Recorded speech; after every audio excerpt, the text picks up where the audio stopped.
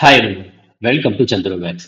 So yes இப்போ வரப்போற SSC GD எக்ஸாம்க்காக இது வந்து GK set number 15th analysis. Okay, so இது வந்து இப்போ ரீசெண்டாக நடந்த பிப்ரவரி மந்த், சரியா, பிப்ரவரி 2024 நடந்த எஸ்எஸ்சி ஜிடி எக்ஸாமோடைய கொஸ்டின் பேப்பர் அனாலிசிஸ் தான் நம்ம பார்த்துக்கிட்டு இருக்கோம். அனாலிசிஸ் இந்த சென்ஸ் வந்து பார்த்துட்டீங்கன்னா ஜஸ்ட் கொஸ்டின் ஆன்சர் அப்படின்றது இல்லாமல் நம்ம லாஸ்ட் 14 வீடியோ நீங்கள் பார்த்துருந்தீங்கனாலே உங்களுக்கு தெரிஞ்சிருக்கும். இப்போ சென்சஸ் அப்படின்னு எடுத்துட்டீங்கன்னா சென்சஸை பற்றி ஈச் அண்ட் எவ்ரி கண்டென்ட் ஒன்று விடாமல் எல்லாத்தையும் நம்ம பார்த்துருப்போம். இன்னும் நம்ம வந்து ஒரு ஷிஃப்ட் பார்க்குறப்ப புதுசான சென்சஸ் கொஸ்டின், புதுசாக வந்து 5 ஆண்டு திட்டங்களுக்கான கொஸ்டின், அது எல்லாத்தையுமே வந்து நம்ம அந்தந்த டாபிக் கூட ஆட் பண்ணிக்கிட்டே இருக்கும். அப்படி ஆட் பண்ணுறதன் மூலியமாக வந்து பார்த்துட்டிங்கன்னா நம்ம இந்த மாதிரி வரும். இதில் நான் ஆட் பண்ணிக்கிறேன். இதை பார்த்தா உங்களுக்கு தெரியும். இப்போ நம்ம மௌரியர்கள் அப்படின்னு பார்க்குறப்ப கொஞ்சம் கொஞ்சமாக ஆட் பண்ணி இவ்வளோ பெரிய ஸ்லைடு வந்திருக்கும். இதே மாதிரி தான் வந்து 2011 சென்சஸ். ஸோ அப்போ சென்சஸ் அப்படின்ற டாபிக் எஸ்எஸ்சியில் ரொம்ப முக்கியமானது. அப்போ சென்சஸ் அப்படின்னு எடுத்துக்கிட்டிங்கன்னா நம்ம இவ்வளோ பெருசாக எழுதியிருக்கிறது வந்து புதுசாக எழுதலை. இது வந்து பார்த்துட்டிங்கன்னா ஒரு வீடியோலையும் கொஞ்சம் ஒரு பாயிண்ட்டை ஆட் பண்ணி தான் நம்ம இந்த மாதிரி கொண்டு வந்திருக்கோம். இது மாதிரி இன்னும் ஒரு 15 வீடியோ இருக்கு. இப்போ இன்னொரு 15 வீடியோ குறி பார்க்குறப்ப இது மாதிரியே சென்சஸே வந்து கிட்டத்தட்ட 3 பக்கம் வரும், ரைட்டா?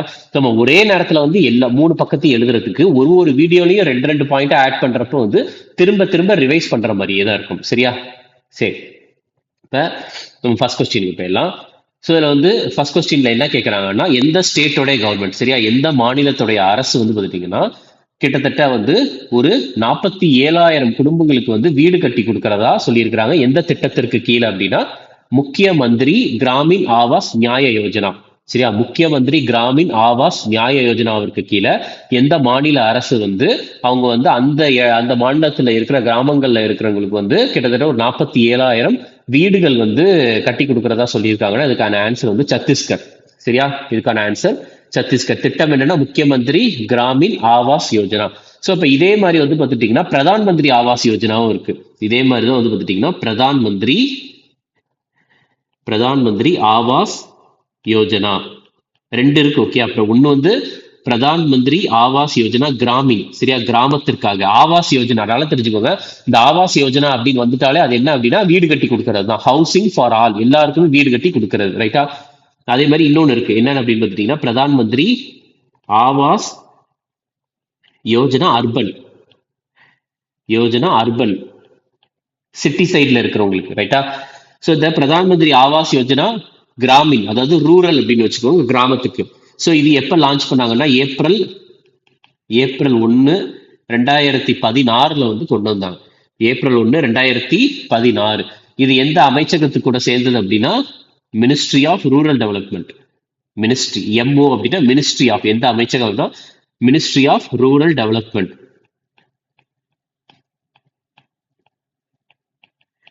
Okay, ministry of rural development. இதுவே பிரதான் மந்திரி ஆவாஸ் யோஜனா இந்த அர்பன் அப்படின்றது எப்ப லான்ச் பண்ணாங்கன்னா ஜூன் 25,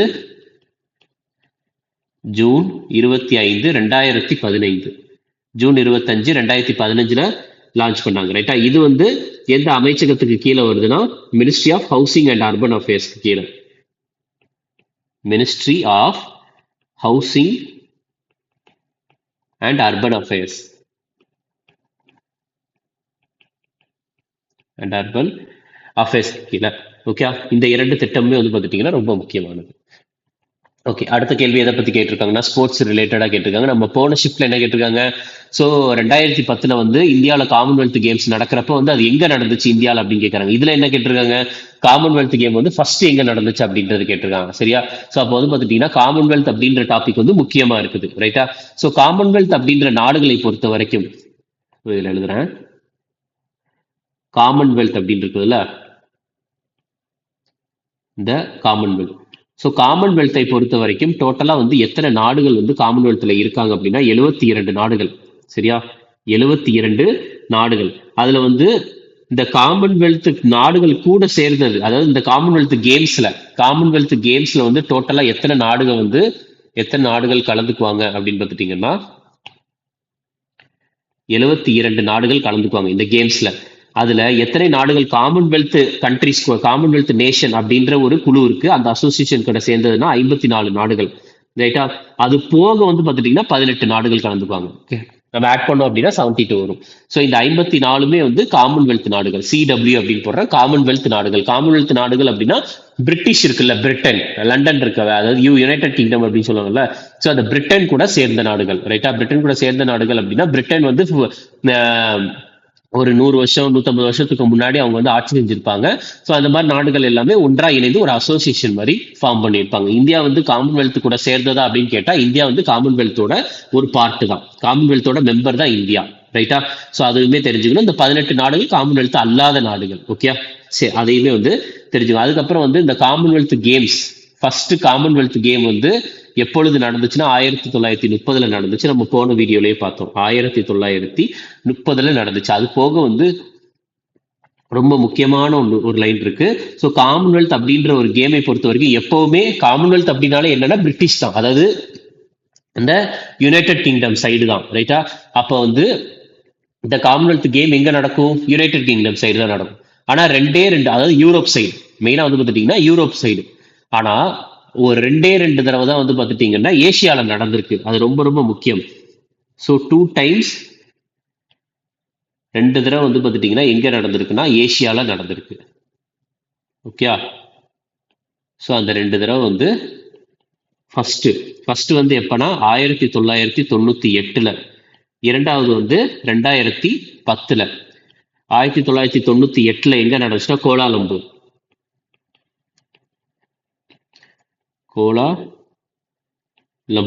கோலாலம்பூர் எங்க இருக்குன்னா மலேசியாவுடைய தலைநகரம், மலேசியாவின் தலைநகரமான கோலாலம்பூர். அதுக்கப்புறம் 2010 எங்க நடந்துச்சுன்னா நியூ டெல்லி. 2010 தான் நியூ டெல்லியில நடந்துச்சு, ரைட்டா? ஸோ இதை மட்டும் தெரிஞ்சுக்கிட்டா போதும். காமன்வெல்த்தில் இதுதான் ரொம்ப ரொம்ப முக்கியம், அதை தாண்டிலாம் எதுவும் வேண்டாம். ஸோ காமன்வெல்த் கேம்ஸை பொறுத்த வரைக்கும் வேற என்ன விஷயங்கள் தெரிஞ்சுக்கலாம் அப்படின்னு பார்த்துட்டிங்கன்னா, கடைசியாக காமன்வெல்த் நடந்தது எப்போனா 2022. 2022 கடைசியாக காமன்வெல்த் நடந்துச்சு. ஸோ அது எங்கே நடந்துச்சு அப்படின்னு பார்த்துட்டிங்கன்னா பிரெமிங்கம். 2022 பிரெமிங்கம்ல நடந்துச்சு. பிரெமிங்கம் எங்க இருக்குன்னா இங்கிலாந்துல இருக்கு. பிரெமிங்கம் இங்கிலாந்துல இருக்கு. ஸோ அடுத்து எப்போ நடக்க போகுது அப்படின்னா 2026 நடக்க போகுது. 2026 நடக்க போகுது. எங்கன்னா கிளாஸ்கோவ் அப்படின்ற இடத்துல. கிளாஸ்கோவ் எங்க இருக்குன்னா ஸ்காட்லாந்து. கிளாஸ்கோவ் எங்க இருக்குதுன்னா ஸ்காட்லாண்ட் இருக்கு, ஓகே? ஸோ காமன்வெல்த் கேம்ஸ் வந்து எத்தனை வருஷத்துக்கு ஒரு தடவை நடக்கும் அப்படின்னா 4 வருஷத்துக்கு ஒரு தடவை, 4 years once. 4 வருஷத்துக்கு ஒரு தடவை வந்து பார்த்துட்டிங்கன்னா என்ன நடக்கும் அப்படின்னா காமன்வெல்த் கேம்ஸ் அப்படின்ற கேம்ஸ் நடக்கும், ஓகே? சரி, இதுதான் காமன்வெல்த் பொறுத்த வரைக்கும். நெக்ஸ்ட் அடுத்த கொஸ்டின் எதை பத்தி கேட்கறாங்கன்னா, ஒரு ஸ்டேட் கொடுத்துருக்காங்க, மாநிலம் கொடுத்து அந்த மாநிலத்து கூட சேர்ந்த டான்ஸ் வந்து எந்த டான்ஸ் அப்படின்றது கேட்டிருக்காங்க. இது ஈஸியான கொஸ்டின் தான். இதுக்கு வந்து பார்த்துட்டீங்கன்னா இது சாட்ரியா அப்படின்றது நம்மளுக்கு தெரியும். சத்ரியா அப்படின்றது அசாம், கத்தக் அப்படின்றது உத்தரப்பிரதேஷ், ஒடிசி அப்படின்றது ஒடிஷா. இதுக்கு ஆன்சர் வந்து பார்த்துட்டீங்கன்னா மோகினி ஆட்டம். இதுக்கு ஆன்சர் என்ன அப்படின்னா மோகினி ஆட்டம், சரியா? ஸோ அப்ப கேரளா கூட சேர்ந்த வேற ஒரு சில முக்கியமான டான்சஸ்லாம் வந்து என்ன அப்படின்னா, கேரளா கூட சேர்ந்த வேற ஒரு சில முக்கியமான டான்சஸ் வந்து நான் இங்க எழுதுறேன், ஓகே? ஸோ ஃபர்ஸ்ட் வந்து பார்த்துட்டீங்கன்னா இது மோகினி ஆட்டமா. அதுக்கப்புறம் வேற என்ன முக்கியமான இருக்குது அப்படின்னா கதகளி இருக்கு, கதகளி. அதுக்கப்புறம் வந்து தெய்யம் எம், ஓகே? அதுக்கப்புறம் வந்து துள்ளல், அதாவது ஒட்டம் துள்ளல் அப்படின்னு சொல்லுவாங்க. ஒட்டம் துள்ளல் அப்படின்ட்டு அது சொல்லுவாங்க, ஓகே? ஸோ இதெல்லாம் வந்து பார்த்துட்டீங்கன்னா ஒரு சில. அதுக்கப்புறம் பதையாணி அப்படின்ற ஒரு டான்ஸ், பதையாணி. ஸோ இதெல்லாம் ஒரு சில முக்கியமான டான்சஸ் கேரளா கூட அசோசியேட் ஆனது, ஓகே? சரி, அடுத்த கொஸ்டின் என்ன கேட்குறாங்கன்னா எஸ்எஸ்சியோட ஃபேவரட் டாபிக்கான 5-year பிளான் தான். ஸோ எந்த 5-year பிளான்ல வந்து பார்த்துட்டீங்கன்னா இந்தியா வந்து அதனுடைய ஒரு குறிக்கோளை ஃபிக்ஸ் பண்ணாங்க, என்னன்னா செல்ஃப் ஜெனரேஷன் எக்கானமியா, சரியா? அதாவது வந்து பார்த்துட்டீங்கன்னா செல்ஃப் ஜெனரேஷன் எக்கானமி, அதாவது வேற எந்த நாடு கூடயும் நம்ம வந்து டிபெண்ட் ஆகி இருக்காம நம்ம வந்து பார்த்துட்டீங்கன்னா நம்மளே கொஞ்சம் உற்பத்தி செய்யணும், நம்மளுடைய அந்த ப்ரொடக்ஷன் அப்படின்றது அதிகமா இருக்கணும் அப்படின்றது வந்து குறிக்கோளா வச்சது வந்து எந்த 5 ஆண்டு திட்டத்தில் அப்படின்னா 3வது 5 ஆண்டு திட்டம், okay? 3rd 5-year plan. So அப்போ நம்ம 5-year பிளான் அப்படின்றது இத்தனை, நம்ம 5-year பிளானா இவ்வளோ இது பார்த்துருக்கோம், ரைட்டா? ஸோ இந்த 5 இயர் பிளான் 5 இயர் பிளானை பொறுத்த வரைக்கும் இதில் தான் நம்ம கொஞ்சம் கொஞ்சமாக ஆட் பண்ணிக்கிட்டு இருக்கோம். ஸோ இப்போ நம்ம இந்த 5 இயர் பிளான் பார்க்குறோம் அப்படின்னா ஆன்சர் என்ன, தேர்டு 5 இயர் பிளானை அப்படியே நம்ம ஜூம் பண்ணோம் அப்படின்னா தேர்டு 5 இயர் பிளான் பற்றி நம்ம ஆல்ரெடி பார்த்தது வந்து பார்த்துட்டிங்கன்னா தேர்டு 5 இயர் பிளான் 1961 66 வரைக்கும் நடந்தது. இது வந்து ஃபெயிலியர் பிளான், சரியா, கம்ப்ளீட் ஃபெயிலியர் பிளான் அப்படின்ட்டு சொல்றாங்க. காரணம் என்ன அப்படின்னு பார்த்துட்டிங்கன்னா 1962 இந்தியா சைனா வார், அடுத்து 1965 இந்தியா பாகிஸ்தான் வார், 2 போர் இந்த 5 இயர் பிளான் நடந்திருக்கு. அதுக்கப்புறம் வந்து இந்த 5 இயர் பிளான் தான் என்னன்னு சொல்லுவாங்கன்னா கட்கில் யோஜனா அப்படின்னு சொல்லுவாங்க, கட்கில் யோஜனா.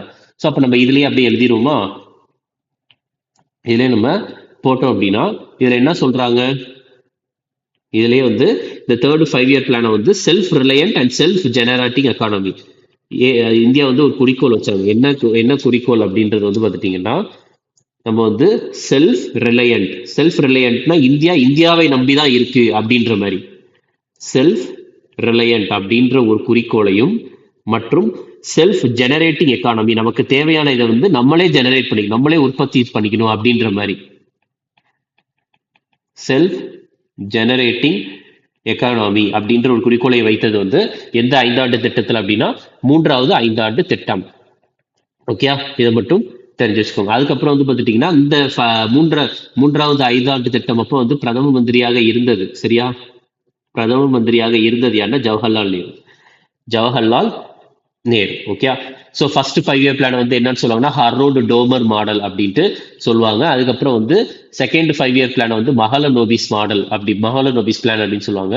3வது 5 இயர் பிளானை கட்கில் யோஜனா அப்படின்ட்டு சொல்லுவாங்க. ஓகே, ஸோ இதெல்லாம் கொஞ்சம் ஒரு சில முக்கியமானது. ஸோ 5 இயர் பிளானை பொறுத்த வரைக்கும் ஒரு தடவையும் எந்தெந்த 5 இயர் பிளான் பார்க்குறோமோ அதை அப்படியே ரிவிஷன் பண்ணிடலாம். இப்போ தேர்டு 5 இயர் பிளான் பார்த்த மாதிரி. ஓகே, அடுத்து பாருங்க. ஸோ வந்து 2023 பஞ்சாப்ல வந்து பார்த்துட்டீங்கன்னா டிராக்டர்ல வந்து ஸ்டண்ட் அடிப்பாங்க. அது வந்து பார்த்துட்டீங்கன்னா பேன் பண்ணது யார் அப்படின்னு கேட்குறாங்க. பேன் பண்ணது வந்து அந்த ஸ்டேட்டோடைய முதலமைச்சரான பகவந்த் மான் தான், சரியா, பஞ்சாபுடைய. ஸோ அப்போ வந்து பார்த்துட்டீங்கன்னா பஞ்சாபுடைய பஞ்சாபின் சீஃப் மினிஸ்டர் பகவந்த் மான். அப்ப பஞ்சாபுடைய கவர்னர் வந்து யாருன்னா குலாப் சந்த்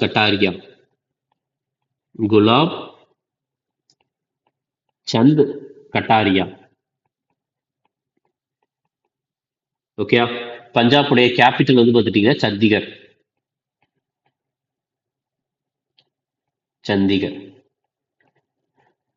ஓகே, திருப்பி அடுத்த கேள்வி எதை கேட்கறாங்க அப்படின்னா அதாவது ஒரு ஃபெஸ்டிவல் வந்து எப்படியெல்லாம் கொண்டாடுவாங்க அப்படின்றத கொஸ்டின்ல கொடுத்து அந்த ஃபெஸ்டிவல் என்ன அப்படின்றதான் கேட்கறாங்க, சரியா.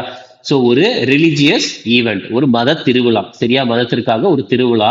ஸோ அந்த ஈவெண்ட்ல வந்து பார்த்துட்டீங்கன்னா கங்கை நதியில வந்து அவங்க வந்து முங்கி எந்திரிப்பாங்க, சரியா, கங்கை நதியில முங்கி எந்திரிப்பாங்க. எதுக்காக அப்படின்னா அவங்களுடைய பாவங்கள் வந்து போகும் அப்படின்றதுக்காக வந்து கங்கை நதியில் வந்து முங்கி எந்திரிப்பாங்க. அது வந்து என்ன திருவிழா அப்படின்னு கேட்கறாங்க. இதுக்கான ஆன்சர் வந்து கும்பமேளா. இதுக்கான ஆன்சர் வந்து பார்த்துட்டீங்கன்னா கும்பமேளா வந்து இந்தியாவில் வந்து ஒரு 4 இடத்துல வந்து செலிப்ரேட் பண்ணுவாங்க, சரியா. ஒன்று வந்து என்னன்னா ஹரித்வார்ல செலிப்ரேட் பண்ணுவாங்க. 2வது வந்து பிரயாக்ராஜ், அதாவது அலகாபாத் தான் இப்ப பேர் மாத்திட்டாங்க. என்னன்னு பேர் மாத்திருக்காங்கன்னா பிரயாக்ராஜ் அப்படின்ட்டு பேர் மாத்திருக்கிறாங்க. அதுக்கப்புறம் உஜ்ஜைன் அப்படின்ற இடத்துல வந்து கொண்டாடுவாங்க. அதுக்கப்புறம் நாசிக்ல கொண்டாடுவாங்க, சரியா, கும்ப மேளா. அடுத்த கேள்வி வந்து ஒரு ஸ்போர்ட்ஸ் பர்சனோடைய பேர் வந்து கொடுத்துருக்காங்க. அந்த பேர் கொடுத்துட்டு அவங்க வந்து என்ன ஸ்போர்ட்ஸ் வந்து விளையாடுவாங்க அப்படின்றதான் கேள்வி. ஸோ அவங்க என்ன பேர்னா ஜனேத் விதி, சரியா. ஜனேத் விதி வந்து எந்த ஸ்போர்ட்ஸ் கூட ரிலேட் ஆனவங்க அப்படின்றத இதுக்கான கேள்வி. இதுக்கான ஆன்சர் வந்து ஸ்குவாஷ். ஸோ ஸ்குவாஷ் கூட அசோசியேட் ஆனவங்க வந்து வேற யாரெல்லாம் அப்படின்னு பார்த்துட்டீங்கன்னா ஃபர்ஸ்ட் வந்து சௌரவ் கோஷல் வந்து ஃபேமஸ் ஸ்குவாஷ் பிளேயர். அடுத்து தீபிகா பல்லிக்கல் கார்த்திக். ஸோ இவங்க வந்து நம்ம Indian team cricket player Dinesh Karthik அவங்களுடைய ஒய்ஃப் தீபிகா பல்லிக்கல் கார்த்திக். இவங்களுமே வந்து பார்த்துட்டீங்கன்னா ஒரு டாப் 10 உமன்ஸ் ரேங்கிங்ல வந்து இவங்க இருக்கிறாங்க ஸ்குவாஷ் பிளேயர்ல. அதுக்கப்புறம் ஜோஷ்னா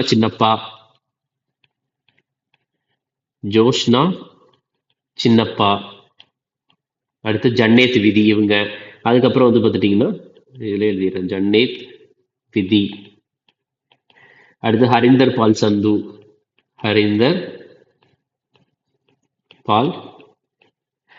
சந்து.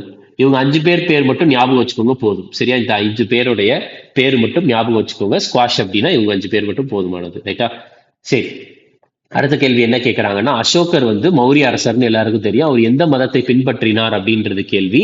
இதுக்கான ஆன்சர் வந்து நான் ஆல்ரெடி போன கிளாஸ்லயே நான் சொல்லியிருப்பேன். பௌத்த மதம். சரியா? பௌத்த மதம். ஸோ மௌரியர்களை பொறுத்த வரைக்கும் 371 பிசியில வந்து இந்த மௌரிய சாம்ராஜ்யத்தை வந்து பார்த்துட்டீங்கன்னா எஸ்டாப்ளிஷ் பண்ணாங்க. ஸோ முதல் அரசர் வந்து சந்திரகுப்த மௌரியர், இரண்டாவது வந்து பிந்துசாரா, பிந்துசாராவுடைய பையன் அசோகா. அசோகாவுக்கு வந்து பையன் பேர் வந்து மகேந்திரா, பொண்ணு பேர் வந்து சங்கமித்ரா. 2 பேரையுமே எங்க அனுப்புறாருன்னா ஸ்ரீலங்காவுக்கு அனுப்புறாரு. எதுக்காக அனுப்புறாரு? பௌத்த மதத்தை வந்து பரப்புறதுக்காக அனுப்புறாரு. அசோகா வந்து எந்த மதத்தை பின்பற்றுறார் அப்படின்னா பௌத்த மதத்தை பின்பற்றுகிறார். கொஞ்சம் அவர் வந்து கலிங்கா போருக்கு அப்புறம். ஸோ நான் கலிங்கா போர் அப்படின்றத போக போக அடுத்தடுத்த ஷிஃப்ட்ல நான் சொல்றேன். ரைட்டா? ஸோ பௌத்த மதத்தை பின்பற்ற ஸ்டார்ட் பண்றாரு. பௌத்த மதத்தை பின்பற்றுவதற்காக அவருக்காக இருந்த அந்த மென்டார், சரியா, டீச்சர் யாருன்னா மொகாலி புட்ட டிஸ்ஸா அப்படின்னு சொல்லுவாங்க. மொகாலி புட்ட டிஸ்ஸா. மொகாலி புட்ட டிஸ்ஸாவுக்கு இன்னொரு பேர் இருக்கு, உபகுப்தா. சரியா? உபகுப்தா. ஸோ அதுக்கப்புறம் அசோகா வந்து எந்த புத்திஸ்ட் கவுன்சில், டோட்டலா வந்து 4 புத்திஸ்ட் கவுன்சில் நடந்துச்சு. அந்த 4 புத்திஸ்ட் கவுன்சிலுடைய டைம் லைனும் எழுதுறேன். ஸோ அந்த 4 டோட்டல் அந்த புத்திஸ்ட் கவுன்சில் வந்து அசோகர் எத்தனாவது புத்திஸ்ட் கவுன்சில் அப்ப வந்து அரசராக இருந்தார்னா 3வது புத்திஸ்ட் கவுன்சில் அப்ப அவர் வந்து அரசராக இருந்தார். ஸோ மௌரிய சாம்ராஜ்யத்தினுடைய கடைசி அரசர் யாருன்னா பிருஹத்ரதா. ஓகே, பிருஹத்ரதா. ஸோ இதெல்லாம் வந்து பார்த்துட்டீங்கன்னா ஆல்ரெடி நான் போன வீடியோலயே ரொம்பவே எக்ஸ்பிளைன் பண்ணியிருப்பேன். ரைட்டா? ஸோ நம்மளுக்கு வந்து டோட்டலா எத்தனை புத்திஸ்ட் கவுன்சில் இருக்குது அப்படின்னு பார்த்துட்டீங்கன்னா டோட்டலா 4 இருக்கு. இதுல எழுதுறேன். ஓகே, இல்லைன்னா ஒரு பேஜே போட்டு எழுதுறேன். ஸோ டோட்டலா வந்து பார்த்துட்டீங்கன்னா எத்தனை புத்திஸ்ட் கவுன்சில் இருக்கு அப்படின்னா புத்திஸ்ட் கவுன்சில்ஸ்.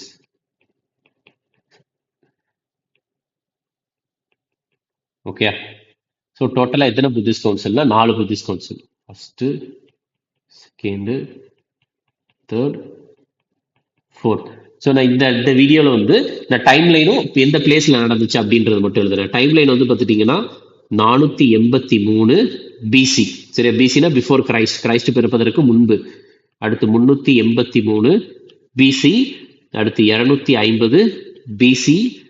அதுக்கப்புறம் 4வது வந்து பார்த்துட்டீங்கன்னா 72 ஏடி. 72 ஏடி. ஸோ பிளேஸை பொறுத்த வரைக்கும் வந்து பார்த்துட்டீங்கன்னா ஃபர்ஸ்ட் புத்திஸ்ட் கவுன்சில் எங்க நடந்துச்சுன்னா ராஜ்கிர்ல. ராஜ்கிர் இல்ல ராஜ்கிரிஹா. ராஜ்கிரிஹா.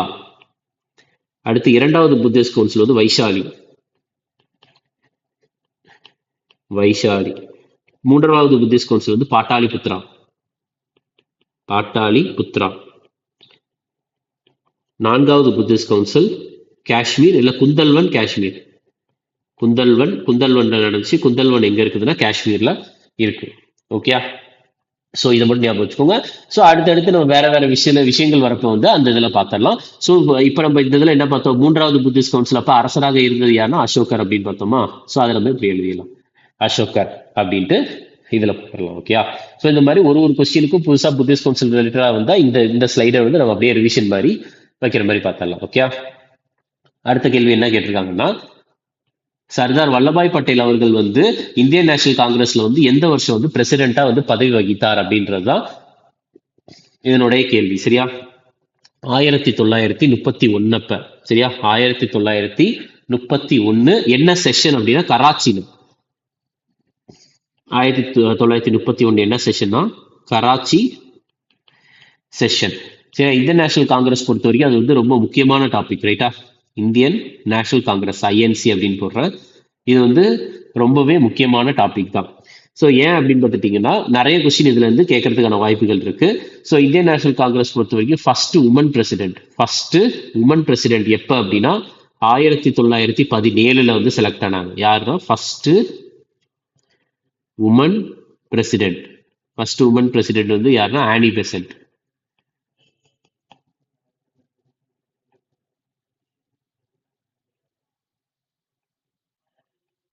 ஆனி பெசன்ட். ஸோ எந்த செஷன் ஆனி பெசன்ட் இன்கேஸ் வந்து என்ன செஷன் அப்படின்னு கேட்டாங்க அப்படின்னா கல்கட்டா செஷன். எந்த செஷன்னா கல்கட்டா செஷன். அதுக்கப்புறம் வந்து 1925 first Indian woman president. First Indian woman president. ஏன்னா ஆனி பெசன்ட் இந்தியன் கிடையாது, ரைட்டா? ஃபர்ஸ்ட் இந்தியன் உமன் பிரசிடென்ட் வந்து யார் அப்படின்னா சரோஜினி நாயுடு. சரோஜினி நாயுடு அவர்கள். சரோஜினி நாயுடு அவர்கள் வந்து என்ன செஷன் அப்படின்னா கான்பூர் செஷன். ஒரு நிமிஷம். கான்பூர் செஷன். ஓகே, ஸோ இது வந்து பார்த்துட்டிங்கன்னா ரொம்ப முக்கியமானது. அதுக்கப்புறம் மகாத்மா காந்தி அவர்கள் 1920. மகாத்மா காந்தி வந்து எந்த வருஷம் வந்து பதவி வகித்தார்? மகாத்மா காந்தி. ஸோ காந்தியை பொறுத்த வரைக்கும் அவர் எந்த செஷன்ல வந்து பதவி வகித்தார் அப்படின்னு கேட்டாங்கன்னா அதுக்கான ஆன்சர் வந்து பெல்காம் செஷன் 1924. பெல்காம் செஷன். பெல்காம் எங்க இருக்குன்னா கர்நாடகால இருக்கு. ஓகே, பெல்காம் செஷன் ஒரே ஒரு செஷன்ல தான் அப்ப காந்தி வந்து பிரசிடென்டா இருந்தாரு. அந்த செஷன் எப்ப அப்படின்னா பெல்காம் செஷன் 1924. அதை மட்டும் அப்படி. அதுக்கப்புறம் 1985 1885 1886, அடுத்து 1887, அடுத்து 1888. இந்த 4 செஷனுமே வந்து பார்த்துட்டீங்கன்னா ரொம்ப முக்கியமான செஷன் தான். காரணம் என்னன்னா இதுதான் வந்து ஃபர்ஸ்ட் செஷன். இதுதான் ஃபர்ஸ்ட் செஷன். ஸோ ஃபர்ஸ்ட் செஷனுடைய பிரசிடென்ட் வந்து யாரா இருந்தாங்க அப்படின்னா WC பானர்ஜி.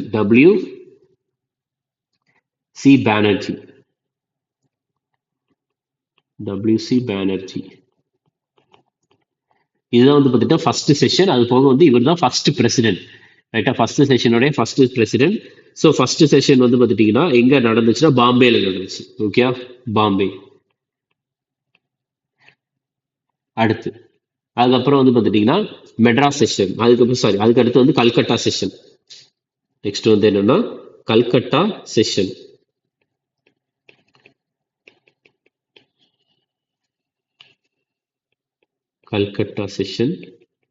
அதுக்கப்புறம் என்ன மெட்ராஸ் செஷன். அதுக்கப்புறம் வந்து அலகாபாத் செஷன்.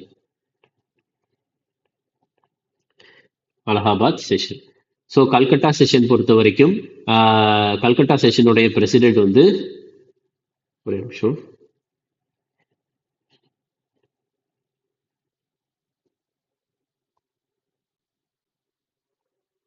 ஸோ கல்கட்டா செஷனுடைய பிரசிடென்ட் வந்து தாதாபாய்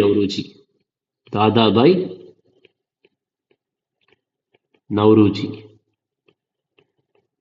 ஸோ மெட்ராஸ் செஷனுடைய பிரசிடென்ட் வந்து பத்ருதீன் தியாப்ஜி. அடுத்து அலகாபாத் செஷனுடைய பிரசிடென்ட் வந்து George Yule. So Badruddin Tyabji தான் first Muslim president. First Muslim president of Indian National Congress யார் அப்படின்னா பத்ருதீன் தியாப்ஜி. அதே மாதிரி ஃபர்ஸ்ட் இங்கிலீஷ் பிரசிடென்ட் இல்ல ஃபர்ஸ்ட் கிறிஸ்டியன் பிரசிடென்ட் யார் அப்படின்னா ஜார்ஜ் யூலே. சரியா, ஜார்ஜ் யூலே. இப்போ இந்தியன் நேஷனல் காங்கிரஸ் செஷன் பத்தி பார்த்தாங்க. இப்போ நம்ம கேஸ் கொஸ்டின் கேட்டாங்கன்னா நம்ம இந்த ஸ்லைடை வந்து ரிவிஷனுக்கு வச்சுக்கலாம், ரைட்டா? சரி, அடுத்த கேள்வி எதை பத்தி கேட்கறாங்கன்னா ஒரு பர்சனாலிட்டி கொடுத்துருக்காங்க. அந்த பர்சனாலிட்டி வந்து பாரத ரத்ன விருது எந்த வருஷம் வாங்கியிருக்காங்க அப்படின்னு கேட்கறாங்க. சரியா, பண்டிட் பீம்சென் ஜோஷி அவர்கள். பண்டிட் பீம்சென் ஜோஷி வந்து பார்த்துட்டீங்கன்னா எந்த ஒரு விஷயத்து கூட ரிலேட் ஆனவர் அப்படின்னா அவர் வந்து ஒரு கிளாசிக்கல் சிங்கர், ஹிந்துஸ்தானி கிளாசிக்கல். சரியா, ஹிந்துஸ்தானி கிளாசிக்கல் சிங்கர் ரிலேட்டடா இவர் தான். யார் அப்படின்னா பண்டிட் பீம்சென் ஜோஷி. இவர் எந்த இன்ஸ்ட்ருமெண்ட் வந்து வாசிப்பார்னா ஹார்மோனியம் வாசிப்பாரு. இவருக்கு வந்து பாரத ரத்ன விருது கொடுத்திருக்காங்க. எப்ப அப்படின்னா 2009 வந்து பாரத ரத்ன விருது வந்து கொடுத்திருக்காங்க. ஓகே, சரி, அது வந்து ரொம்ப ரொம்ப முக்கியமானது. அதுக்கப்புறம் பண்டிட் பீம்சென் ஜோஷிக்கு வந்து 1999 பத்ம விபூஷன், இந்தியாவினுடைய மிக உயரிய விருது பாரத ரத்னா. அதுக்கு அடுத்து பத்ம விபூஷன் விருது, ரைட்டா? அதுக்கு அடுத்து வந்து பார்த்துட்டீங்கன்னா பத்ம விபூஷன். அதுக்கப்புறம் பத்ம பூஷனும் கொடுத்திருக்காங்க 1985 பத்ம பூஷன் விருதும் இவருக்கு வந்து பார்த்துட்டீங்கன்னா வழங்கப்பட்டிருக்குது. ஓகே, ஸோ இதெல்லாம் வந்து முக்கியமான. அதுக்கப்புறம் 1972 பத்மஸ்ரீ. பத்மஸ்ரீ. ஸோ இந்தியாவினுடைய உயரிய விருது எல்லாமே வந்து பார்த்துட்டீங்கன்னா இவருக்கு வழங்கப்பட்டிருக்கு. ஓகே. நெக்ஸ்ட் இவர் வந்து எந்த கரானாவை சேர்ந்தவர் அப்படின்னா, கரானா அப்படின்னா ஒரு சில குரூப்ஸ், ஓகே, ஒரு சில ஸ்கூல்ஸ் அப்படின்னு சொல்லுவாங்க. ஸோ அந்தந்த இன்ஸ்ட்ருமெண்ட் வாசிக்கிறவங்களுக்கு, அதுக்கப்புறம் அந்த டான்சஸ்க்கு கரானாஸ் அப்படின்னு கேட்பாங்க. இவர் எந்த கரானாவை சேர்ந்தவர் அப்படின்னா கிரானா கரானா. கிரானா கரானாவை சேர்ந்தவர் தான் பீம்சென் ஜோஷி. அதுக்கப்புறம் பீம்சென் ஜோஷி பத்தி வேற என்ன கேட்பாங்க அப்படின்னா கயால் ஃபார்ம் ஆஃப் சிங்கிங். அதாவது இவர் பாடுறதே வந்து பார்த்துட்டீங்கன்னா வேற, அதாவது ஒரு ஃபேமஸான ஒரு முறையில பாடுவாங்க. என்னன்னா கயால் ஃபார்ம் ஆஃப் சிங்கிங் அப்படின்னு சொல்லுவாங்க. இந்த கயால் ஃபார்ம் ஆஃப் சிங்கிங், ரைட்டா, பாடுறதுல வந்து கயால் ஃபார்ம் ஆஃப் சிங்கிங் அப்படின்ட்டு சொல்லுவாங்க. ஓகே. ஸோ இதை வந்து தெரிஞ்சுக்கோங்க. ஸோ அடுத்து வந்து எக்கனாமி, ரைட்டா, பொருளாதார எக்கனாமியை பொறுத்த வரைக்கும் ஒரு ஷார்ட் ஃபார்ம் கொடுத்துருக்காங்க, எஸ்எல்ஆர் அப்படின்னு கொடுத்துட்டு அந்த எஸ்எல்ஆரோடைய ஃபுல் ஃபார்ம் வந்து கேட்டிருக்காங்க. மணி அண்ட் பேங்கிங்ல வந்து எஸ்எல்ஆர் அப்படின்றது என்னன்னு கேட்டிருக்காங்க. இதுக்கான ஆன்சர் வந்து ஸ்டாச்சுட்டரி லிக்விடிட்டி ரேஷியோ. சரியா, எஸ்எல்ஆர் அப்படின்னா ஸ்டாச்சுட்டரி லிக்விடிட்டி ரேஷியோ. ஸோ மொத்தம் வந்து பார்த்துட்டீங்கன்னா ரெண்டு விஷயம் இருக்கு. ஒன்று வந்து எஸ்எல்ஆர், இன்னொன்று சிஆர்ஆர். ஸோ எஸ்எல்ஆர் அப்படின்னா statutory liquidity statutory liquidity ratio. அடுத்து CRR அப்படின்னா cash reserve ratio, cash reserve ratio. Okay. SLR அப்படின்னா statutory liquidity ratio, CRR cash reserve ratio. Okay. So இது வந்து தெரிஞ்சுக்கணும். அதுக்கப்புறம் வந்து பார்த்துட்டீங்கன்னா சிஆர்ஆர். ஸோ இப்போ சிஆர்ஆர் அப்படின்றது இப்போ நார்மலாக வந்து பேங்க் எல்லாம் இருக்குல்ல. ஸோ இப்போ இதுதான் வந்து எக்ஸ் பேங்க்கு, ஒய் பேங்க்கு. இப்போ for example X bank, Y bank, Z bank, இதெல்லாம் பேங்க்ஸ். ஸோ இந்த பேங்க்ஸ் எல்லாமே வந்து என்ன பண்ணணும், இந்த எல்லா பேங்க்குமே ஒரு சில விஷயங்களை, அதாவது வந்து பார்த்துட்டீங்கன்னா ஒரு சில காசு எல்லாத்தையுமே, சரியா, கேஷை, X bank, Y bank, Z bank எல்லாமே ஒரு குறிப்பிட்ட பெர்சன்ட், ஒரு குறிப்பிட்ட சதவீதமான அமௌண்ட் வந்து யாருக்கிட்ட கொடுத்து வச்சிருக்கணும் அப்படின்னா ஆர்பிஐ கிட்ட கொடுத்து வச்சிருக்கணும், ரிசர்வ் பேங்க் ஆஃப் இந்தியா கிட்ட கொடுத்து வச்சிருக்கணும், ரைட்டா. ஸோ இது வந்து பார்த்துட்டீங்கன்னா சிஆர்ஆர், கேஷை வந்து ரிசர்வ் பண்ணி வைக்கணும். கேஷை ரிசர்வ் பண்ணி வைக்கணும். எங்க ரிசர்வ் பண்ணி வைக்கணும்? ஆர்பிஐல ரிசர்வ் பண்ணி வைக்கணும். ஆனா இதுவே எஸ்எல்ஆர் அப்படின்றது ஸ்டாச்சுட்டரி லிக்விடிட்டி ரேஷியோ அப்படின்றது இப்ப எக்ஸ் பேங்க் இருக்கு, ஒய் பேங்க் இருக்கு, இசட் பேங்க் இருக்கு, இதெல்லாம் பேங்க்ஸ். எக்ஸ் பேங்க் வந்து எக்ஸ் பேங்க்லயே, ஒய் பேங்க்லயே, இசட் பேங்க்லயே, சரியா. இவங்க வந்து என்ன பண்ணணும்னா இந்த மூன்று பேங்க்குமே அவங்க என்ன பண்றாங்க, ஒன்னு கோல்டாவோ இல்ல மணியாவோ, கோல்டு, மணி, அதுக்கப்புறம் வந்து பார்த்துட்டீங்கன்னா செக்யூரிட்டிஸ், அதாவது பாண்டு, அந்த மாதிரி செக்யூரிட்டிஸ், பாண்டு, அந்த மாதிரி பேப்பராகவோ அந்தந்த பேங்க் அவங்கவுங்களே வச்சுக்கணும். For example Karur Vaishya bank இருக்குன்னா கரூர் வைசியா பேங்க் வந்து பார்த்துட்டீங்கன்னா தனக்கு அவங்களே வந்து பார்த்துட்டீங்கன்னா கோல்டு, மணி, செக்யூரிட்டி அவங்க டெபாசிட்டை வச்சுக்கணும், அதை யூஸ் பண்ணக்கூடாது. ஸோ ரொம்ப எக்ஸ்ட்ரீம் கண்டிஷன், அதாவது பேங்க் வந்து பார்த்துட்டீங்கன்னா திவாலாக போகுது அப்படின்ற மாதிரி நிலைமையில வந்து என்ன ஆகுதுன்னா அவங்களுக்கு வந்து ரொம்ப பணம் தேவைப்படுது அப்படின்றப்ப மட்டும்தான் இதை யூஸ் பண்ணணும் அப்படின்ட்டு சொல்றாங்க, ரைட்டா. ஸோ இதுதான் வந்து எஸ்எல்ஆர் அப்படின்னா அவங்களுக்கு அந்த பேங்க் அவங்க கூட வச்சுக்கணும். இதுவே வந்து பார்த்துட்டீங்கன்னா கேஷ் ரிசர்வ் ரேஷியோ அப்படின்றது வந்து ஆர்பிஐ வச்சுக்கணும். அதுதான் வந்து பார்த்துட்டீங்கன்னா ரொம்ப முக்கியமானது. சரி, இதை மட்டும் நீங்க தெரிஞ்சுக்கிட்டாலே போதுமானதுதான். So cash reserve ratio RBI கிட்ட வச்சுக்கணும். அதுக்கப்புறம் வந்து எஸ்எல்ஆர் ஸ்டாச்சுட்டரி லிக்விடிட்டி ரேஷியோ அப்படின்றது யாருக்குன்னு வச்சுக்கணும் அப்படின்னா பேங்க்ஸ் கிட்டயே வச்சுக்கணும், அவங்க கிட்ட வச்சுக்கணும். சரி, நெக்ஸ்ட் பாருங்க. இந்த கொஸ்டின் என்ன கேட்டிருக்காங்க அப்படின்னா socio economic and caste census. So அந்த சென்சஸ்ல வந்து இந்த தடவை 2011 சென்சஸ் எடுக்கிறப்ப எக்ஸ்ட்ரா இன்னொரு டைப்பையும் ஆட் பண்ணி என்னன்னா socio economic and caste census, அதாவது சமூகம் மற்றும் பொருளாதார ரிலேட்டடா, அது மற்றும் சாதி கணக்கீடு இந்த 2011 சென்சஸ்ல வந்து ஆட் பண்ணிருக்காங்க. அது எத்தனை பேராமீட்டர்ஸ்ல வந்து இதுல இன்க்ளூட் பண்ணியிருக்காங்க அப்படின்னு கேட்டிருக்காங்க, ரைட்டா. ஸோ எத்தனை அளவு குறியீடுகள் அப்படின்னு கேட்டிருக்காங்க. இதுக்கான ஆன்சர் 7, சரியா. 7 பேராமீட்டர்ஸ்க்கு கீழே இந்த socio economic and caste census வந்து எடுத்திருக்காங்க, ஓகே. ஸோ இந்த இது வந்து நம்ம சென்சஸ் பத்தி பார்த்துருக்கோம்ல, அந்த சென்சஸ்லேயே வந்து இதுலயே எழுதிக்கோங்க. ஸோ இந்த 2011 சென்சஸ்ல வந்து எக்ஸ்ட்ரா வந்து வேற ஒரு விஷயம் இது பண்ணியிருக்காங்க, என்னன்னா கீழே எழுதுறேன். Socio economic and caste census. டோட்டலா எத்தனை பேராமீட்டர்ஸ்? 7 பேராமீட்டர்ஸ்ல 7 குறியீடுகள்.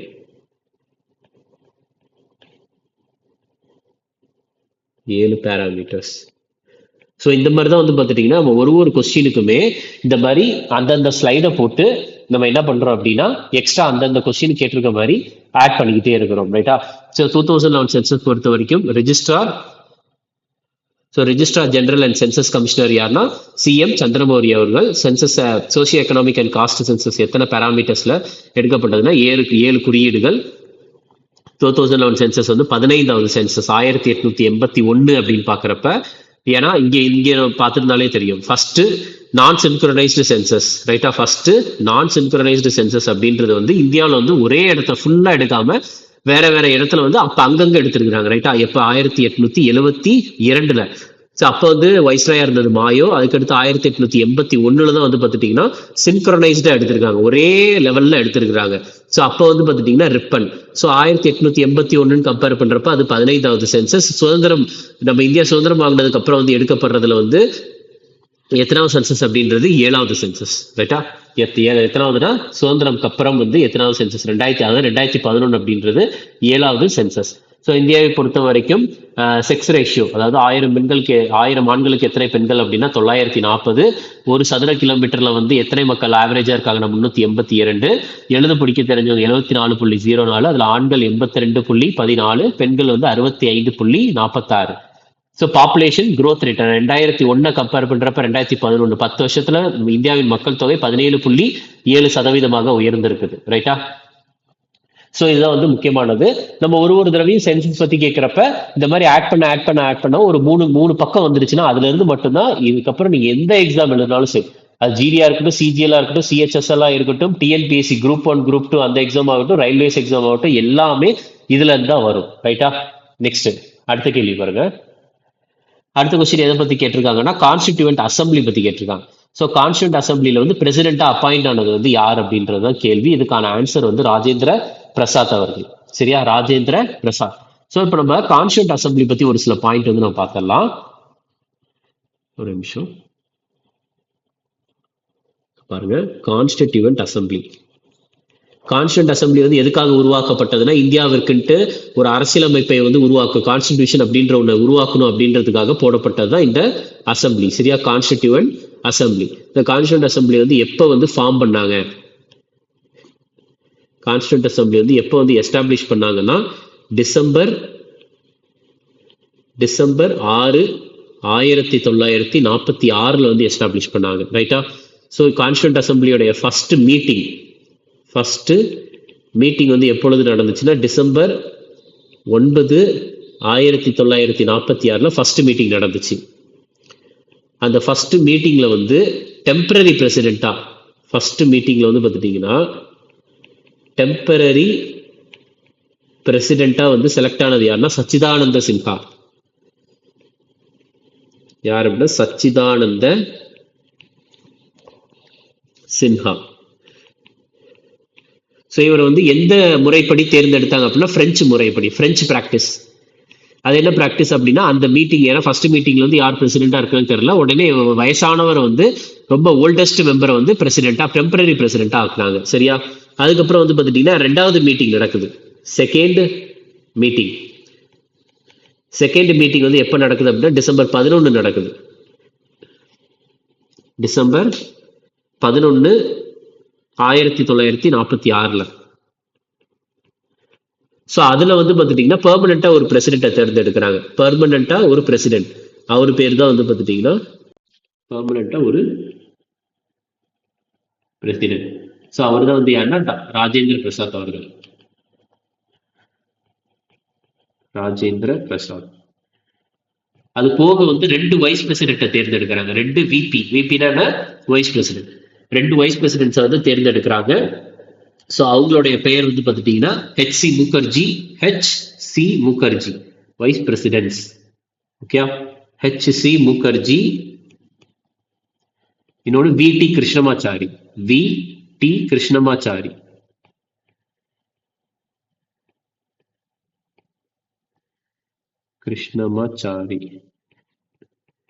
ஓகே.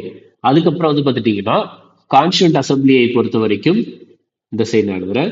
இந்த கான்ஸ்டியூண்ட் அசம்பிளியுடைய அட்வைசர், சரியா, அட்வைசர் அப்படின்னு கேட்டாங்கன்னா யாருன்னா பிஎன் ராவ். பிஎன் ராவ், சரியா. ஸோ இவர் தான் வந்து கான்ஸ்டிடியூஷனல் அட்வைசர். சரி, வேற என்ன கேட்பாங்கன்னா கான்ஸ்டியூண்ட் அசம்பிளியை பொறுத்த வரைக்கும் கான்ஸ்டியூண்ட் அசம்பிளியில வந்து ஒரு கமிட்டி இருந்துச்சு. என்ன கமிட்டினா டிராஃப்டிங் கமிட்டி. டிராஃப்டிங் கமிட்டி, இந்த கமிட்டி தான் வந்து இந்திய அரசியலமைப்பை உருவாக்குறதுல வந்து இந்திய அரசியலமைப்பை உருவாக்குவதற்காக இந்த கமிட்டியை வந்து ஃபார்ம் பண்ணாங்க. இதனோட இந்த டிராஃப்டிங் கமிட்டியோட சேர்மன் வந்து யாருன்னா டாக்டர் B.R. அம்பேத்கர். பீம்ராவோ அம்பேத்கர் அவர்கள். பீம்ராவோ அம்பேத்கர், சரியா. ஸோ இதெல்லாம் வந்து பார்த்துட்டீங்கன்னா ஒரு சில முக்கியமான பாயிண்ட். அதுக்கப்புறம் வந்து வேற என்ன அப்படின்னா இந்த இதே கான்ஸ்டியூண்ட் அசம்பிளி, இதே கான்ஸ்டியூண்ட் அசம்பிளி வந்து பார்த்துட்டீங்கன்னா நம்மளோட இந்தியாவினுடைய நேஷனல் ஆந்தம், இந்தியாவினுடைய நேஷனல் ஆந்தம், அதுக்கப்புறம் இந்தியாவினுடைய நேஷனல் சாங், அதுக்கப்புறம் இந்தியாவினுடைய நேஷனல் பிளாக், அதுக்கப்புறம் இந்தியாவினுடைய கான்ஸ்டிடியூஷன் அரசியலமைப்பு, இந்தியாவினுடைய நேஷனல் ஆந்தம், சரியா, ஜனகணமன. இதை வந்து அடாப்ட் பண்ணது, இதை வந்து அவங்க ஏத்துக்கிட்டது எப்போ அப்படின்னா ஜனவரி 24, 1950 ஏத்துக்கிட்டாங்க, சரியா. அதாவது நம்ம வந்து குடியரசு தினம் ஜனவரி 24 இது பண்றோம்ல, அதுக்கு 2 நாளைக்கு முன்னாடி. அடுத்து நேஷனல் சாங்கான வந்தே மாதரம், இது எப்பன்னா அதே ஜனவரி 24, 1950 தான் நேஷனல் சாங்கான வந்தே மாதரம். அதுக்கப்புறம் வந்து பார்த்துட்டீங்கன்னா இந்திய கொடியை வந்து ஏத்துக்கிட்டது எப்ப அப்படின்னா ஜூலை 22, 1947. ஓகே, ஜூலை 22, 1947. அதுக்கப்புறம் இந்திய அரசியலமைப்பை வந்து அடாப்ட் பண்ணது. இந்திய அரசியலமைப்பை பொறுத்த வரைக்கும் 2 விஷயம் இருக்கு. ஒண்ணு வந்து அடாப்ட், ஏத்துக்கிட்டது எப்ப அப்படின்னா நவம்பர் 26, 1949. அதுக்கப்புறம் என்ஃபோர்ஸ்டு நடைமுறைக்கு கொண்டு வரப்பட்டது எப்பன்னா ஜனவரி 26, 1950. சரியா, 2 மாசம் கேப் இருக்கு. ஸோ இதை வந்து என்ன டே அப்படின்னு சொல்றோம் அப்படின்னா கான்ஸ்டிடியூஷன் டே. இதை வந்து கான்ஸ்டிடியூஷன் டே அப்படின்ட்டு சொல்றோம். ஸோ இதை வந்து பார்த்துட்டீங்கன்னா ரிப்பப்ளிக் டே அப்படின்னு சொல்றோம். இதை ரிப்பப்ளிக் டே. ஸோ இதை வந்து பார்த்துட்டீங்கன்னா ஞாபகம் வச்சுக்கிட்ட போது கான்ஸ்டியூண்ட் அசம்பிளி பொறுத்த வரைக்கும் இதெல்லாம் ஒரு சில முக்கியமான பாயிண்ட் எக்ஸாம் பாயிண்ட் ஆஃப் வியூல. அதுக்கப்புறம் எதை கேட்டிருக்காங்கன்னா அப்பாயின்மெண்ட், சரியா, ஆனந்த் மகேஸ்வரி. ஸோ இவங்க வந்து பார்த்துட்டீங்கன்னா இவங்க ஆல்ரெடி வந்து மைக்ரோசாஃப்ட் இருக்குல்ல, மைக்ரோசாஃப்டுடைய பிரசிடென்டா இருந்திருக்காங்க, அதாவது president of Microsoft India. Okay, so இவரை வந்து பார்த்துட்டீங்கன்னா 2023-24 வருஷத்துக்கு நாஸ்காம் அதனுடைய சேர்பர்சன் ஆக்கியிருக்கிறாங்க. நாஸ்காம் அப்படின்றதுக்கு வந்து ஃபுல் ஃபார்ம் என்னன்னா, நாஸ்காம் உடைய full form national association of software and services companies.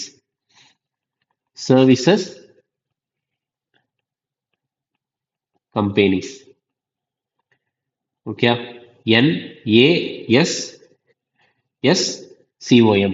So இதுதான் நாஸ்காம். இது வந்து ஒரு government company, national association of software and services company அப்படின்ட்டு சொல்றாங்க. இது வந்து எப்ப எஸ்டாப்ளிஷ் ஆச்சு? இது வந்து எப்ப எஸ்டாப்ளிஷ் ஆச்சுன்னா 1988 எஸ்டாப்ளிஷ் ஆச்சு. இதனுடைய ஹெட் குவார்ட்டர்ஸ் எங்க இருக்குன்னா நொய்டால இருக்கு. இதனுடைய ஹெட் குவார்ட்டர்ஸ் எங்க இருக்குதுன்னா நொய்டா. நொய்டா எங்க இருக்குது? உத்தரப்பிரதேஷ். ஸோ அடுத்த கேள்வி வந்து எது ரிலேட்டடா கேட்டிருக்காங்கன்னா ஸ்போர்ட்ஸ் ரிலேட்டட். லாங் ஜம்ப் இருக்குல்ல, லாங் ஜம்ப் அப்படின்றது என்ன? ஓடி வந்து ஜம்ப் பண்றது, சரியா. ஸோ இப்போ இந்த லாங் ஜம்ப்ல வந்து பார்த்துட்டீங்கன்னா டேக் ஆஃப், அதாவது ஸோ இப்போ இது வந்து பார்த்துட்டீங்கன்னா இதுதான் வந்து ரன்வே அப்படின்னு வச்சுக்கோங்க. இதை வந்து என்னன்னு சொல்லுவாங்கன்னா ரன்வே அப்படின்னு சொல்லுவாங்க, ரன்வே. ஸோ இங்க வந்து பார்த்துட்டீங்கன்னா ஒரு இருக்கும் இந்த மாதிரி, இது ஃபுல்லா மண்ணா இருக்குமா? ஸோ இது ஃபுல்லா வந்து பார்த்துட்டீங்கன்னா மண்ணா இருக்கும். ஸோ இங்கதான் வந்து பார்த்துட்டீங்கன்னா அவங்க ஓடி வருவாங்க, ஓடி வந்து அவங்க வந்து ஜம்ப் பண்ற மாதிரி இருக்கும். ஸோ இப்ப அந்த இதுக்கும் அந்த ரன்வேக்கும் இதுக்கும் நடுவில் வந்து பார்த்துட்டீங்கன்னா ஒரு ஒயிட் கலர்ல இங்க ஒரு லைன் இருக்கும், கரெக்டா? ஒயிட் கலர்ல. ஸோ அந்த ஒயிட் கலர் லைனுடைய அந்த சென்டிமீட்டர் தான் எவ்வளோ அப்படின்றது தான் கேள்வி. சரியா? அதனுடைய டோட்டல் சென்டிமீட்டர் தான் இந்த இந்த லென்த். இது வந்து டோட்டலா எவ்வளோ சென்டிமீட்டர் வைட் அப்படின்னு தான் கேட்குறாங்க. இதுக்கான ஆன்சர் 20 சென்டிமீட்டர். ஸோ அது பேர் என்ன சொல்லுவாங்கன்னா டேக் ஆஃப் போர்டு அப்படின்னு சொல்லுவாங்க. சரியா? Take off board, take off board அப்படின்ட்டு இதை சொல்லுவாங்க. ஸோ அந்த டேக் ஆஃப் போர்டு வந்து டோட்டலாக எத்தனை சென்டிமீட்டர் வைட் அப்படின்னா 20 சென்டிமீட்டர் வைடா இருக்கும். இதை வந்து என்னன்னு சொல்லுவாங்க, லேண்டிங் ஏரியா அப்படின்னு சொல்லுவாங்க. Landing area. இந்த ரன்வே அப்படின்றது டோட்டலா எத்தனை அடி இருக்கும்னா கிட்டத்தட்ட 131 அடி இருக்கும். 131 ஃபீட் இருக்கும். ரைட்டா? ஸோ இங்கே ஒரு லைன் இருக்கும், தனியாக இங்கே ஒரு லைன் போட்டிருப்பாங்க. இந்த லைன் பேர் ஃபவுல் லைன். அந்த லைனை நம்ம மிதிச்சிட்டோம்னா அது ஃபவுல் ஆயிடும். சரியா? ஸோ அப்போ அந்த ஒன்று இந்த வெள்ளை கலர்ல கரெக்டா கால் வைக்கிற மாதிரி இருக்கும், இல்லை அப்படின்னா அந்த வெள்ளை கலருக்கு முன்னாடியே கால் வைக்கணும். ரைட்டா? ஸோ இதுதான் லாங் ஜம்பை பொறுத்த வரைக்கும். ஸோ இது வந்து 20 சென்டிமீட்டர் வைடு லைன். ஓகே. அடுத்த கொஸ்டின் சேம் எஸ்எஸ்சியோட ஃபேவரட் டாபிக்கான 5 இயர் பிளான். அதுல எத்தனாவது 5 இயர் பிளானை பத்தி கேட்கறாங்கன்னா முதல் 5 இயர் பிளானை பத்தி கேட்கறாங்க. ஸோ ஃபர்ஸ்ட் 5 இயர் பிளானை வந்து என்னன்னு சொல்றாங்க அப்படின்றத கேட்கறாங்க. இதுக்கான answer Harold Tomar model. Harold Tomar model. So Gadgil Yojana அப்படின்றது எதை சொல்லுவாங்கன்னா third 5 year plan. Third 5 year பிளானை கட்கில் யோஜனா அப்படின்ட்டு சொல்லுவாங்க. அதுக்கப்புறம் வந்து பார்த்துட்டீங்கன்னா இந்தியாவோட செகண்ட் 5 இயர் பிளான மஹலனோபிஸ் மாடல் அப்படின்னு சொல்லுவாங்க. செகண்ட் இரண்டாவது ஐந்தாண்டு திட்டத்தை மஹலனோபிஸ் மாடல். அதுக்கப்புறம் வந்து பார்த்துட்டீங்கன்னா ஃபர்ஸ்ட் 5 இயர் பிளான ஃபர்ஸ்ட் ஐந்தாண்டு திட்டம் ஹரோல்டு டோமர் மாடல். நான் அதை ஆல்ரெடி எழுதியிருப்பேன். இங்கே பார்த்தீங்கன்னா ஃபர்ஸ்ட் 5 இயர் பிளான் வந்து பார்த்துட்டீங்கன்னா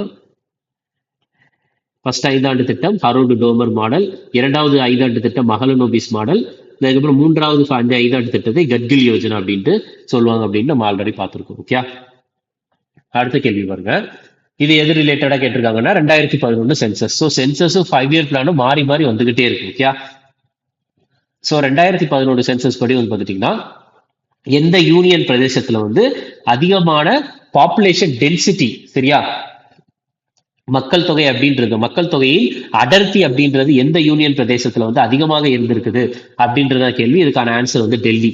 இதுக்கான ஆன்சர் அப்படின்றது என்னன்னா டெல்லி. டெல்லியில வந்து பார்த்துட்டீங்கன்னா ஒரு சதுர கிலோமீட்டர்னா ஒரு ஸ்கொயர் மாதிரி போட்டு இங்க ஒரு 1 கிலோமீட்டர், இங்க ஒரு 1 கிலோமீட்டர், இங்க ஒரு 1 கிலோமீட்டர், இங்க ஒரு 1 கிலோமீட்டர் நம்ம போட்டோம் அப்படின்னா உள்ள வந்து எத்தனை மக்கள் இருக்கிறாங்க அப்படின்றது தான் சொல்றது பெர் ஸ்கொயர் கிலோமீட்டர். ஸோ அப்போ டெல்லி பார்த்துட்டோம்னா ஒரு சதுர கிலோமீட்டர்ல வந்து எத்தனை பேர் இருக்கிறாங்க அப்படின்னா 11,320 பேர் இருக்கிறாங்க. சரியா? 11,320 பீப்புள் பெர் ஸ்கொயர் கிலோமீட்டர். ஒரு சதுர கிலோமீட்டருக்கு 11,320 பேர் இருக்கிறதா சொல்லி இருக்கிறாங்க. ரைட்டா?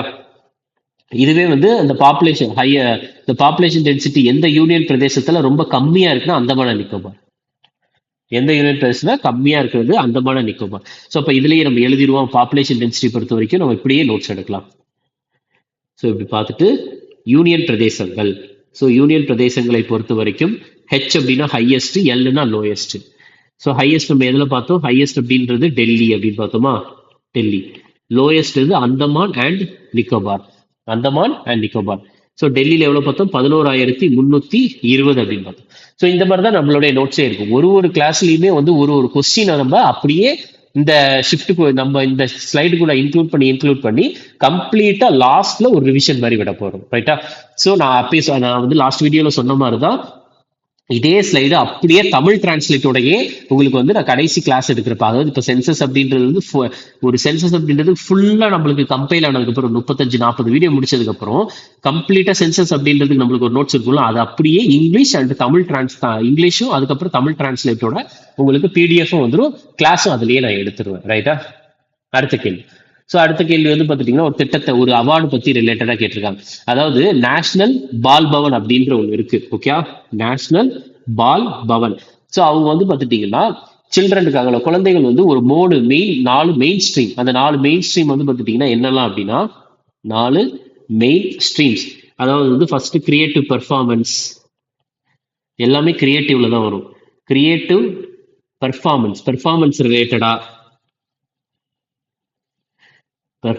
ரிலேட்டடா, அதுக்கப்புறம் கலை, கிரியேட்டிவ் ஆர்ட் ரிலேட்டடா, அதுக்கப்புறம் வந்து அறிவியல், கிரியேட்டிவ் இனோவேட்டிவ் சயின்ஸ் ரிலேட்டடா, அதுக்கப்புறம் எழுத்து, கிரியேட்டிவ் ரைட்டிங். ஸோ இந்த 4 ஸ்ட்ரெயின்ல வந்து பார்த்துட்டீங்கன்னா அவங்கள மோட்டிவேட் பண்ணி அவங்களுடைய பொட்டன்ஷியலை வந்து வெளிப்படுத்துறாங்க. ஸோ இது ரிலேட்டடா வந்து ஒரு விருதும் கொடுக்குறாங்க. அந்த விருதின் பெயர் தான் வந்து இதுல என்ன அப்படின்னு கேட்கறாங்க. இதுக்கான ஆன்சர் வந்து நேஷனல் பால் ஸ்ரீ ஹானர். சரியா, நேஷனல் பால் பவன், நேஷனல் பால் பவனோட இனிஷியேட்டிவ் தான் நேஷனல் பால் ஸ்ரீ ஹானர் அப்படின்ற ஒரு விருது. ரைட்டா, ஒரு விருது. இந்த நேஷனல் பால் பவன் அப்படின்றது எப்ப எஸ்டாப்ளிஷ் பண்ணது அப்படின்னா 1956 எஸ்டாப்ளிஷ் பண்ணது. எஸ்டாப்ளிஷ் பண்ணது யார் அப்படின்னா பண்டிட் ஜவஹர்லால் நேரு அவர்கள் எஸ்டாப்ளிஷ் பண்ணார். ஜேஎன் அப்படின்னா ஜவஹர்லால் நேரு. அடுத்து வந்து எதை பத்தி கேட்டிருக்காங்க அப்படின்னா ராஜ்யசபா. சரியா, ராஜ்யசபாவை பத்தி கேட்டிருக்காங்க. நம்ம ஆல்ரெடி இந்த கொஸ்டினுமே நம்ம நிறைய டைம் பார்த்திருக்கோம். பிரிசைடிங் ஆஃபீஸர் அப்படின்னா தலைமை தாங்குறது. சரியா, தலைமை அதிகாரி. ஸோ ராஜ்யசபாவுக்கு வந்து இன்னொரு பேர் தான் என்னன்னா council of states. Council of states. So ராஜ்யசபாவினுடைய தலைமை அதிகாரி யார் அப்படின்னா வைஸ் பிரசிடென்ட் தான். வைஸ் பிரசிடென்ட் ஜக்தீப் தங்கர் அவர்கள். சரியா, சரி, நம்ம இந்தியன் பார்லிமெண்ட் இந்த ஸ்லைடு வந்து நம்ம ஆல்ரெடி பார்த்துருந்தோம். இந்தியன் பார்லிமெண்ட்டை பொறுத்த வரைக்கும் லோக்சபா, ராஜ்யசபா, பிரசிடென்ட் அப்படின்ற 3 பேரும் இணைந்தது தான் வந்து லோக்சபா பிளஸ் ராஜ்யசபா பிளஸ் குடியரசுத் தலைவர். இந்த 3 பேரும் இணைந்தது தான் வந்து பார்த்துட்டீங்கன்னா இந்திய பாராளுமன்றம். ஸோ அப்ப இந்த கொஸ்டின் என்ன பத்தி கேட்கறாங்கன்னா ராஜ்யசபாவை பத்தி. அப்ப இது பார்த்துருவோமா, ராஜ்யசபாவை என்ன அப்படின்னு சொல்லுவாங்கன்னா அப்பர் ஹவுஸ் அப்படின்னு சொல்லுவாங்க. இன்னொன்று வந்து பார்த்துட்டீங்கன்னா கவுன்சில் ஆஃப் ஸ்டேட்ஸ் அப்படின்னு சொல்லுவாங்க. Council of state. ராஜ்யசபாவை பத்தி ஆர்டிகல் 80 பேசுது. 80 வந்து ராஜ்யசபாவினுடைய அந்த காம்போசிஷன், எந்த மாதிரி ராஜ்யசபா இருக்கணும் அப்படின்ற, எத்தனை உறுப்பினர்களை கொண்டதாக இருக்கணும் அப்படின்னு சொல்றாங்க. மேக்சிமம் 250 இருக்கலாம். அந்த 250 238 பிளஸ் 12 பிரிச்சுக்கலாம். அதுல 238 இன்டைரக்டா எலெக்ட் ஆயிருக்கலாம். இன்டைரக்ட்லி எலெக்டட் அப்படின்னா மக்கள் வந்து நம்ம எம்எல்ஏவை தேர்ந்தெடுக்கிறோம்ல, அந்த எம்எல்ஏக்கள்ல இருந்து அவங்களுக்குள்ள இருக்கிற மெம்பர்ஸை தேர்ந்தெடுத்து மக்களவைக்கு அனுப்புவாங்க. சரியா, லோக்சபா அப்படின்றது லோக்சபா அப்படின்றது மக்களவை, ராஜ்யசபா மாநிலங்களவை. அந்த எம்எல்ஏக்கள் வந்து எல்லாமே என்ன பண்ணுவாங்கன்னா அவங்களுக்குள்ள இருக்க மெம்பர்ஸ் வந்து தேர்ந்தெடுத்து மாநிலங்களவைக்கு அனுப்புவாங்க. ஸோ 12 பேர் வந்து பார்த்துட்டீங்கன்னா நாமினேட்டட். ஸோ நாமினேட்டட் இந்த சென்ஸ் வந்து பார்த்துட்டீங்கன்னா எப்படி நாமினேட் பண்ணுவாங்கன்னா ஒரு 4 ஃபீல்டுல, ஒன்று art, literature, science, social service, இந்த 4 ஃபீல்டுல வந்து அவங்களை வந்து நாமினேட் பண்ணுவாங்க. நாமினேட் பண்றது யார் அப்படின்னா யார் வந்து நாமினேட் பண்ணுவாங்கன்னா பை பிரசிடென்ட். ஸோ இதை நாமினேட் பண்றது யாருன்னா நாமினேட்டட் பை பிரசிடென்ட். பிரசிடென்ட் தான் இந்த அவங்க அந்த 12 பேரை நாமினேட் பண்ணுவாங்க. ஓகே, ஃபார் எக்ஸாம்பிள் இளையராஜா அவர்கள், சச்சின் டெண்டுல்கர் அவர் வந்து ரிசைன் பண்ணிட்டாரு. சச்சின் டெண்டுல்கர் அவர்கள், இளையராஜா அவர்கள், ருக்மிணி தேவி அருண்டேல் அவர்கள். ஸோ ருக்மிணி தேவி அருண்டேல் தான் வந்து பார்த்துட்டீங்கன்னா ராஜ்யசபாவுடைய ஃபர்ஸ்ட் உமன் நாமினேட்டட் மெம்பர். ரைட்டா, ஸோ இது எல்லாமே இருக்குது. ஸோ ஆனா இப்போ மேக்சிமம் இந்திய அரசியலமைப்புல வந்து 250 இருக்கலாம் அப்படின்னு சொன்னாலும் இப்போதைக்கு வந்து இந்திய அரசியலமைப்புல வந்து எவ்வளவு இருக்குது அப்படின்னா 245. அதாவது இது இப்போதைக்கு ராஜ்யசபால எத்தனை பேர் இருக்காங்கன்னா 245 பேர் இருக்கிறாங்க. 233 பேர் இன்டைரக்டா எலெக்ட் ஆயிருக்கிறாங்க. 12 பேர் வந்து பாத்தீங்கன்னா நாமினேட் ஆயிருக்கிறாங்க. ரைட்டா, ஸோ அதுக்கப்புறம் வந்து என்ன ஆகுதுன்னா ஏன் 233 அப்படின்னா ஒரு 5 சீட்டை வந்து வேக்கண்டா வச்சுக்கோங்க ஃபியூச்சர் பர்பஸ்க்கு. ஓகே, ஸோ அதுக்கப்புறம் வந்து இந்த 12 பேர் நாமினேட்டட் தான் இது art, literature, science, social service related ஃபீல்டில். ஓகே, ஸோ அதுக்கப்புறம் வந்து நான் இதுலேயே எழுதிடுறேன். ஸோ ராஜ்யசபாவை பொறுத்த வரைக்கும் வந்து பார்த்துட்டீங்கன்னா ஸோ ராஜ்யசபாவினுடைய சேர்மன் வந்து எப்பொழுதுமே யார் அப்படின்னா வைஸ் பிரசிடென்ட் தான். யார் வைஸ் பிரசிடென்டா இருக்காங்களோ அவங்க தான் சேர்மன். ரைட்டா, ஆல்வேஸ்.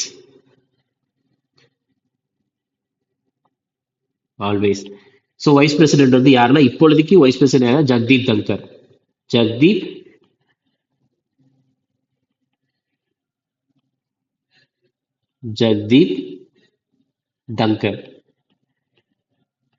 ஸோ ஜக்தீப் தங்கர். அப்ப ராஜ்யசபாவுக்கு வந்து ஒரு டெபியூட்டி சேர்மன் இருக்கிறாங்க. டெபியூட்டி சேர்மன் யானா ஹரிவன்ஷ் நாராயண்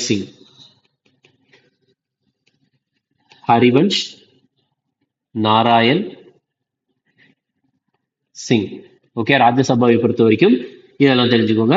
ராஜ்யசபா வந்து என்னன்னு சொல்லுவாங்கன்னா house of states, council of states அப்படின்ட்டு சொல்லுவாங்க. Council of state. ஸோ அதுக்கப்புறம் வந்து பார்த்துட்டீங்கன்னா ராஜ்யசபா எப்போ ஃபர்ஸ்ட் எஸ்டாப்ளிஷ் ஆச்சு, ராஜ்யசபாவை பொறுத்த வரைக்கும் ஃபர்ஸ்ட் ஃபார்ம்டு எப்போ வந்து ஃபார்ம் ஆச்சு அப்படின்னா 1952 ஃபார்ம் ஆச்சு. ராஜ்யசபாவை பொறுத்த வரைக்கும் எந்த அட்டவணை ராஜ்யசபாவை பத்தி பேசுது அப்படின்னா 4வது அட்டவணை, 4th schedule, 4வது அட்டவணை ராஜ்யசபாவை பத்தி பேசுது. ராஜ்யசபாவினுடைய உறுப்பினர் ஆக வேண்டும் என்றால் மெம்பர் ஆக வேண்டும் என்றால் அவருக்கு எத்தனை வயசு ஆயிருக்கணும்? 30 வயசு ஆயிருக்கும். 30 வயசு ஆயிருக்கணும். ரைட்டா, ஸோ இது வந்து பார்த்துட்டீங்கன்னா முக்கியமானது. ஓகே, நெக்ஸ்ட் பாருங்க. ஸோ இதுதான் வந்து பார்த்துட்டீங்கன்னா நம்மளுக்கு இந்த ஷிஃப்ட்டை பொறுத்த வரைக்கும் டோட்டலாக வந்து 15 ஷிஃப்ட் முடிச்சிருக்கோம். 15 ஷிஃப்ட் அப்படின்றது 300 கொஸ்டின், ரைட்டா? 300 கொஸ்டின் அப்படின்னா வந்து கிட்டத்தட்ட ஒரு கொஸ்டினுக்கு நம்ம வந்து ஃபார் எக்ஸாம்பிள் ஆவரேஜா வந்து ஒரு 5 பாயிண்ட் அப்படின்னு வச்சுக்கிட்டோம். 5 பாயிண்ட்ன்றது கூட மினிமமா தான் சொல்றேன். கிட்டத்தட்ட 1500ல இருந்து 2000 பாயிண்ட் வந்து நீங்க இந்த ஒரு 15 வீடியோலயே தெரிஞ்சிருப்பீங்க, ரைட்டா? சோ திரும்ப திரும்ப ஒரே விஷயத்த படிக்கிறது மூலியமா அது நம்ம மைண்ட்ல வந்து ஆழமா பதியக்கூடியது, ரைட்டா? சோ இந்த மாதிரி தான் நம்ம இன்னொரு 20 25 ஷிஃப்ட் அப்படின்றது பார்க்க போறோம். ஓகேயா? தேங்க்யூ.